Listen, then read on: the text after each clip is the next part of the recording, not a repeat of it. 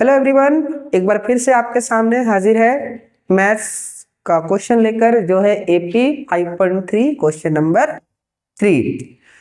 यहाँ पे कुछ दिया हुआ है क्वेश्चन नंबर 1 और क्वेश्चन नंबर 2। चूंकि दोनों आसान है, इसलिए एक वीडियो पे हम लोग 2 क्वेश्चन सॉल्व करने जाएंगे। तो चलिए देखते हैं। क्वेश्चन आपके बोर्ड पे लिखा हुआ है। पहला क्वेश्चन में हम लोग को फर्स्ट टर्म दिया हुआ है, ठीक है, कॉमन डिफरेंस दिया हुआ है, an दिया हुआ है, हमको n निकालना है और sn निकालना है, ठीक है।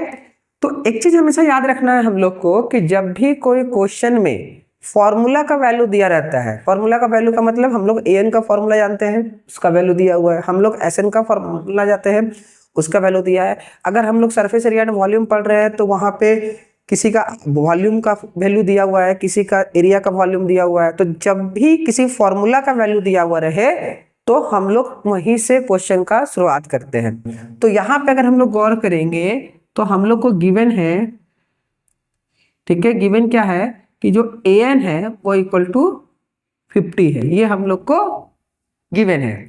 तो an 50 जब हम लोग को गिवन है तो an को हम लोग a plus n minus 1 into d is equal to 50 लिख सकते हैं, ठीक है।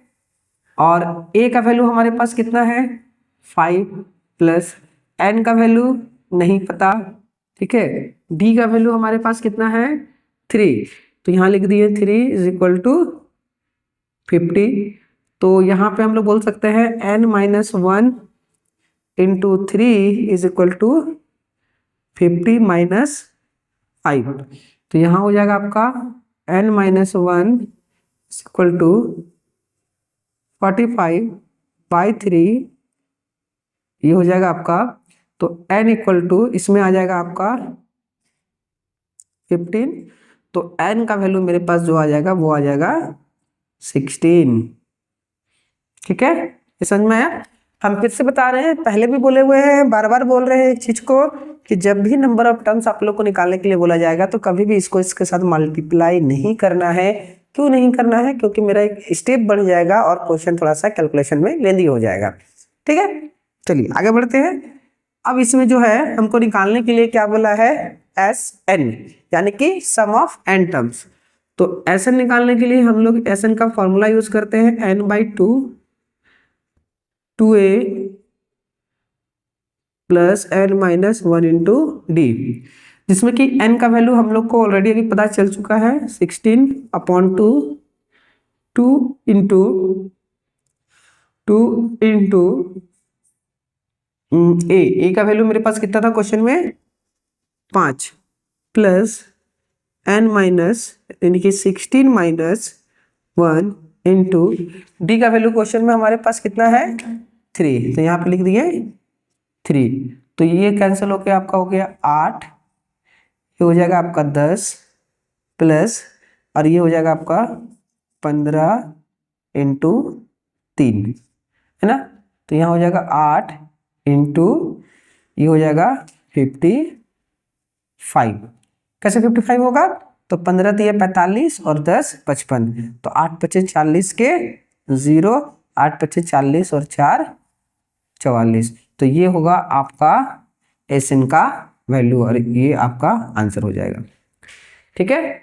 आई होप आपको ये समझ में आ गया होगा, है ना। अब दूसरे क्वेश्चन की ओर बढ़ते हैं हम लोग, एक बार अच्छे से देख लीजिए इसको। अब हम लोग बढ़ते हैं सेकंड क्वेश्चन में। अब देखते हैं हम लोग क्वेश्चन नंबर 2। क्वेश्चन नंबर 2 में जो हम लोग को गिवन डाटा है वो है A13 इज इक्वल टू 35। अब ये हम लोग ऑलरेडी पहले सीख चुके हैं कि A13 को हम लोग क्या लिख सकते हैं, तो A plus 12B is equal to 35। अब क्वेश्चंस में हमारे पास A का वैल्यू है, कितना है A का वैल्यू, तो हमारे पास जो A का वैल्यू है वो है 7। तो यहाँ 7 plus 12D is equal to 35। तो इसको आगे बढ़ाते हैं हम लोग, तो 12D is equal to 35 minus 7, तो D इक्वल टू 28/12, ये कट जाएगा तो आपका आ जाएगा 7/3। 4 से काटे 7 चौक 28 और 4 तिया 12, हमारे पास कॉमन डिफरेंस निकल के आ गया। अब क्वेश्चंस में हमें क्या निकालने के लिए कहा गया है, क्वेश्चंस में ये बोला गया है कि आपको S13 निकालना है। तो सबसे पहले हम लोग लिखेंगे Sn का फॉर्मूला, ठीक है, n/2 2a plus n-1 into D, ये है Sn का फॉर्मूला। और यहाँ पे जो क्वेश्चन के नीचे में इस जगह में 13 लिखा हुआ है, इसका मतलब ये है कि सम ऑफ 13 टर्म। तो इसका मतलब ये हुआ कि ये जो 13 है ये नंबर ऑफ टर्म्स को यानी कि ए को रिप्रेजेंट कर रहा है। कहीं पर भी देखिए आप यहाँ पे क्या देख रहे हैं कि s के साथ यहाँ पे n लगा हुआ है, और यहाँ पे s के साथ अगर हम 5 लिख दे, 6 लिख दे, 7 लिख दे, 8 लिख दे, तो ये किसका वैल्यू हो जाएगा, n का वैल्यू हो जाएगा।